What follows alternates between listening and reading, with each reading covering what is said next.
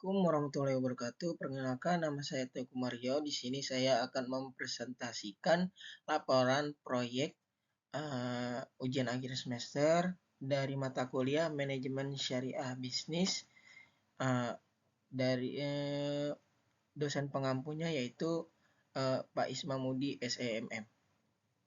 Nah, di sini saya akan mempresentasikan laporan saya yang berjudul Manajemen Strategis dalam Bisnis Syariah. Kita lanjut. Nah, di sini ada latar belakang. Latar belakangnya yaitu bekerja adalah perintah dalam Islam, usaha merupakan upaya untuk mendapatkan rezeki yang telah digariskan oleh Allah Subhanahu wa taala. Dan Allah menjelaskan bahwa rezeki akan turun sesuai dengan usaha yang dilakukan. Bisnis adalah salah satu pekerjaan yang digemari oleh Rasulullah. Seorang pembisnis muslim harus memiliki strategi, tidak hanya memandang profit secara materi, tapi juga memperhatikan unsur ibadah dalam berbisnis. Nah, manajemen dalam bisnis adalah proses perencanaan, perorganisasian, pengarahan, dan pengendalian sumber daya untuk mencapai tujuan bisnis secara efisien dan efektif. Jadi latar belakangnya itu manajemen strategis adalah proses pengambilan keputusan yang sistematis dan terstruktur untuk mencapai tujuan jangka panjang organisasi bisnis. Next. Nah, di sini ada prinsip-prinsip bisnis dalam Islam.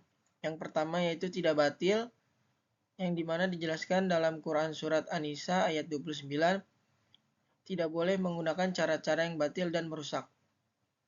Terus selanjutnya ada tidak judi, tidak boleh melakukan kegiatan usaha dalam bentuk perjudian atau kemiripan dengan perjudian. Di sini tertulis di Quran Surat Al-Maidah ayat 90. Kemudian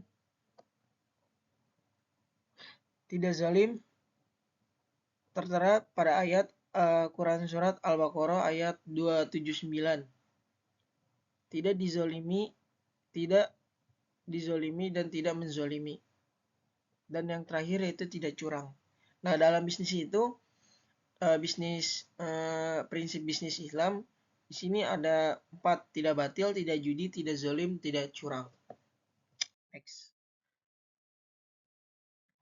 Manajemen strategis syariahnya yaitu 1, tujuan, menentukan arah dan tujuan organisasi dalam jangka panjang. Yang kedua, proses, meliputi pengamatan lingkungan, perumusan strategi, implementasi strategi, dan evaluasi, serta pengendalian. Dan ketiga, didukung oleh Al-Quran, prinsipnya. Yang tiga itu prinsip, didukung oleh Al-Quran, hadis, dan prinsip-prinsip ekonomi Islam, seperti tauhid, adil, maslahah, dan kehalalan. Kemudian selanjutnya, nah di sini ada analisis SWOT berbasis syariah, yang dimana SWOT itu sendiri merupakan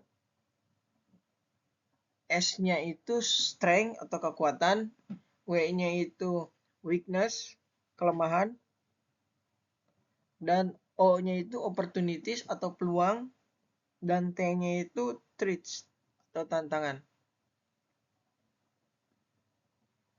Nah, di sini SWOT analisis dari Koperasi Pondok Pesantren yaitu Sunan Derajat. Di sini ada unit usaha Tasarba Sunan Derajat, di mana semisal pondok pesantren ini mempunyai koperasi dan mempunyai unit usaha seperti Tasarba. Nah, analisis SWOT-nya itu kekuatannya banyak pilihan produk, harga murah, lokasi strategis, kebersihan, sumber daya loyal. Terus kelemahan, harga susu popok dan sejenisnya tidak lebih murah dibandingkan toko komersial lain. Nah, peluangnya menambah lowongan pekerjaan bagi santri. Terus lokasi usaha berada di lingkungan penduduk, kebutuhan masyarakat semakin kompleks. Nah, ancamannya ini atau apa sih namanya? tantangan banyaknya persaingan minimarket di sekeliling. Nah, kemudian untuk koperasi pondok pesantren Sunan Derajat ini kekuatannya memiliki potensi pemanfaatan teknologi, potensi sejumlah santri dan alumni, sumber daya manusia loyal, pemberdayaan unit usaha, jejaring alumni dan wali santri. Nah, kelemahannya pemahaman masyarakat terhadap koperasi masih kurang baik.